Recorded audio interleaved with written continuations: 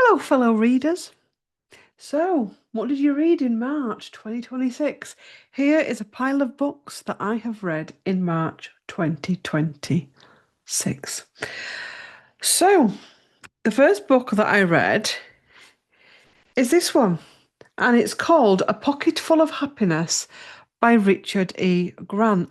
Now, I've had this on my shelf a while, um, and I'd originally bought it to do a reading vlog on it.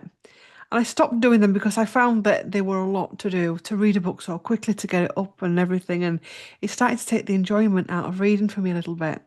So, as you know, I'm working through my book. So I was like, I'm going to read it. But I was a little bit put off because this sounds really lame to say that in my job I work with energy and spirit, but it was his grief. Not that his grief puts me off, but I felt you needed to be in the right place for this. And you possibly do, but it wasn't as heavy as I thought it would be. Um, and I think that's helped along with the fact that basically it's a story of how his wife got diagnosed with cancer and her journey from diagnosis to death and then his life beyond. But what he does is in the middle of it all, he puts in stories of his other life, of his celebrity life. So stories of the Oscars and films he's been on. And at first it was a little bit irritating because I'd actually got to a point where I was okay with the death stuff and the illness. And I got a little bit irritated by being taken out of that and then put back into it, and then taken out of that and put back into it. Because really, I'm not that bothered about celebrity. But I enjoyed it. It was interesting. It made you think about the impact of terminal illness, how it impacts the person that's diagnosed and the people around them. Okay, so I can recommend it. I do think you need to be in the right place to read it, but it's fine.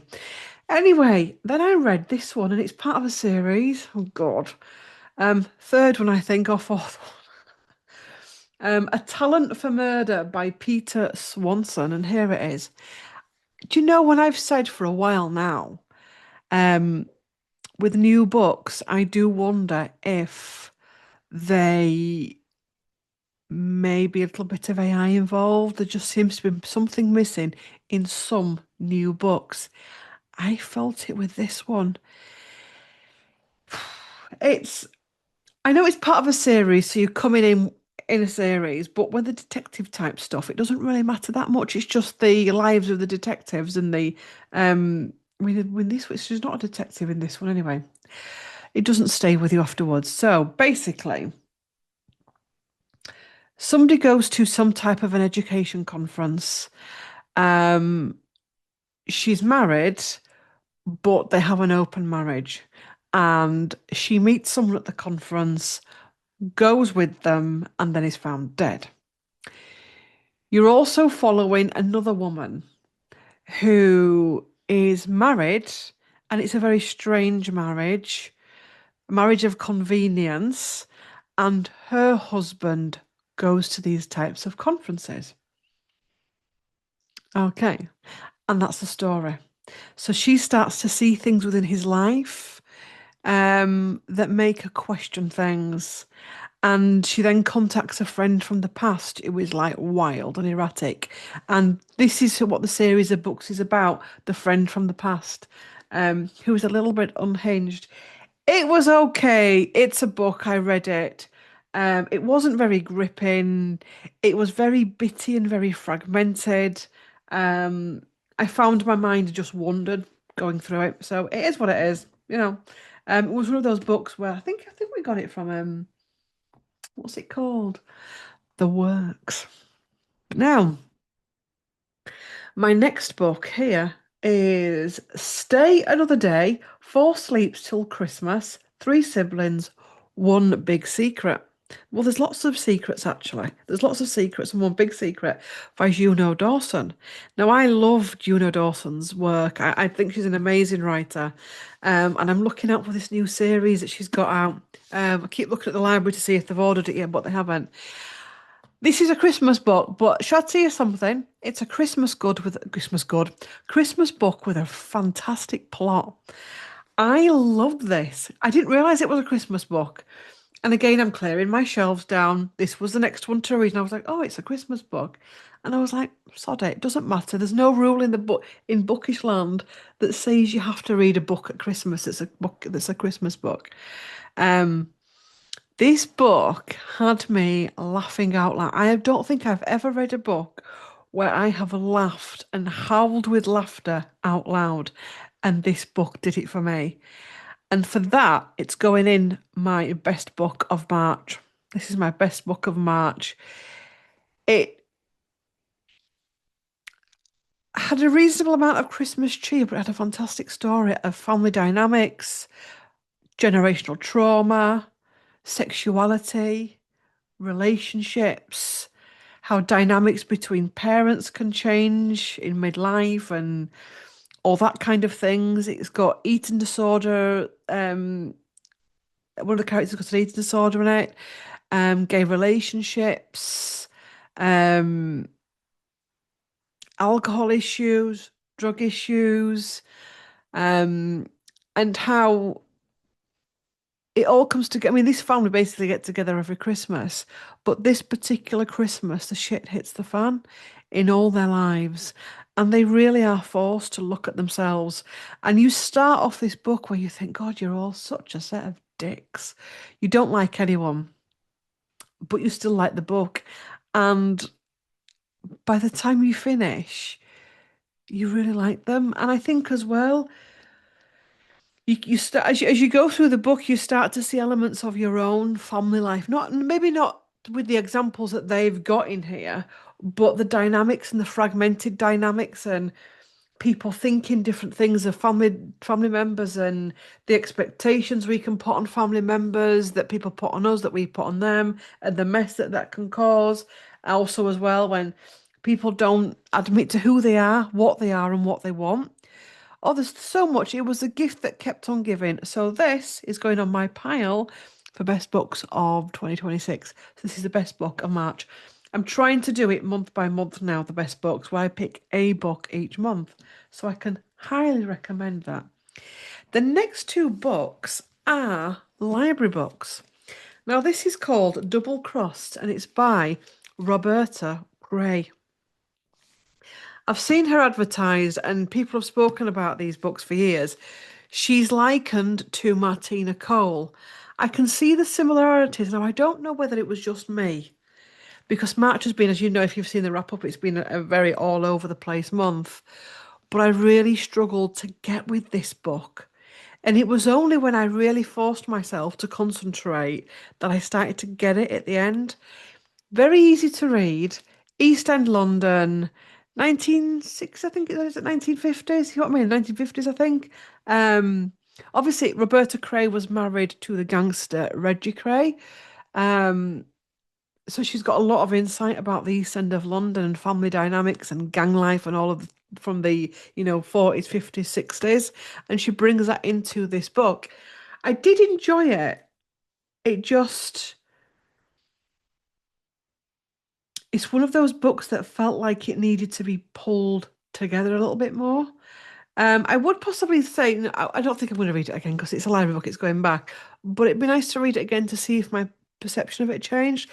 Basically, it starts off with, you see, I don't even know the name of the protagonist, Liv Anderson, and she works alongside her friend, her male friend, and they basically set men up. So she arranges to meet men, they get them in a compromising position and then blackmail them for money. And this is how they make their money.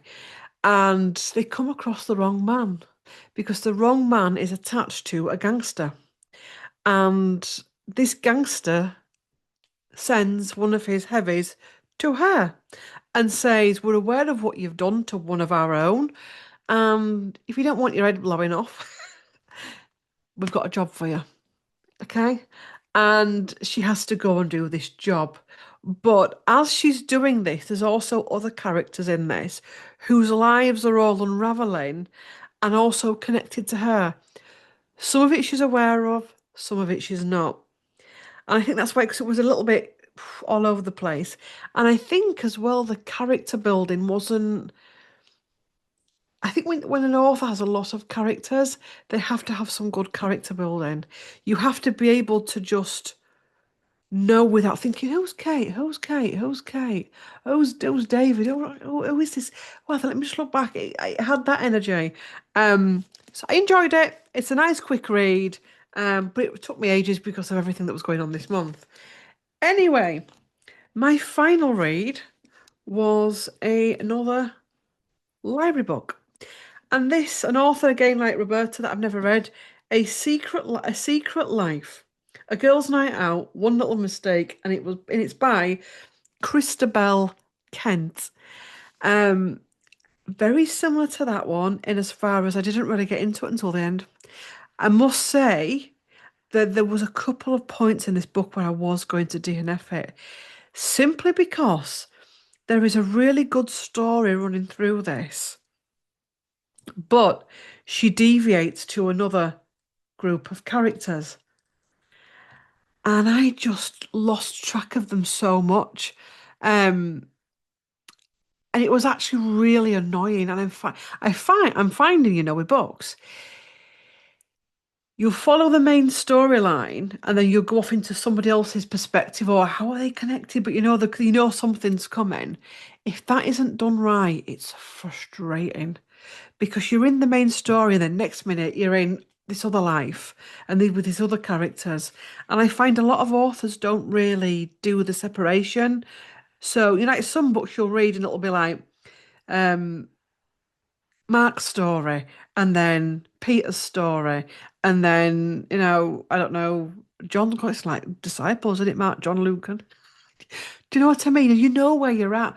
Whereas this book, and I've seen many other books, it literally merges. So you're like, oh God, yeah, we're in another group of people here. So I found that it wound me up a little bit. Anyway, this is a middle-aged woman who is a stay-at-home mom, rich husband, is contacted by her old work friend, I think it is, and would you like to come on a night out to London with us, where we'll stay overnight in a hotel? She goes, yeah. She's nervous because it's the first time she's been out in a long time. As the story starts to build, you realise her and her husband have a weird marriage, and they're both weird individuals as well. She goes on this night out and she's out dancing, and the other characters appear, and it's just a little bit skewy. I didn't like it. It was weird, but they were a weird bunch anyway, as it turns out. And she has memory loss. She has memory loss. She's aware the next morning she wakes up in this really shitty hotel. She was aware she was staying in the shitty hotel, but it kind of hits her how shitty this hotel was. She's got a missing earring. She's aware that something's happened. She just feels off. She's aware that I didn't drink that much, but I've collapsed. And she's aware that there's other people involved. She's aware of another man involved. Her friends are really cagey with her and they're not being open with her. And her mind starts to go. And do you know what it reminded me of? Have any of you watched The Teacher with Sheridan Smith in it? I'm only saying that because she works in she's not a stay-at-home mum, she does have a job in a school, like a part-time job. It just reminded me of that, where with Sheridan Smith and that night out she had, and she goes in and she's not really remembering it, and yeah. So if you like that Sheridan Smith, you might like this as well, that The Teacher. And anyway, the story develops, and eventually she does find out what's happened, who was involved. There was a lot of this book I think could have been clipped out because there was a lot of it that didn't, and it repeated itself a lot as well. I do wish authors would lay out books. I know I'm not an author, so I need to shut up really. I do wish authors would just understand the laying out of a book can make a difference to a story, and it can be the difference between 3 stars and 5 stars simply by laying out and making it more clear. And some authors and publishers do it fantastic. They either have separate chapters or they name it or they do a little breaky bits where there's a little swirly pattern and you know that you're going into somewhere else. This didn't do it. And it can make it really confusing and it can frustrate the reader. Anyway, My favourite book, as you know, is the Juno Dawson one. The rest, apart from the Richard E. Grant, which I did enjoy, the rest they were okay. But I can recommend this, and you don't need to be reading it at Christmas neither. So yes, what did you read? And if you want to leave a comment, but you're not sure what to put, or you just don't want to put something, but you do want to leave a comment and give your support to the channel, then why don't you leave me a snowflake for this book? So fill it full of snowflakes. Anyway, thank you for watching. Do let me know what you've read. Let me know if you've read any of these books. Let me know if you get frustrated with secondary characters that are not really introduced properly, where you're all over the place and you need dividers. Thanks for watching. Love to all.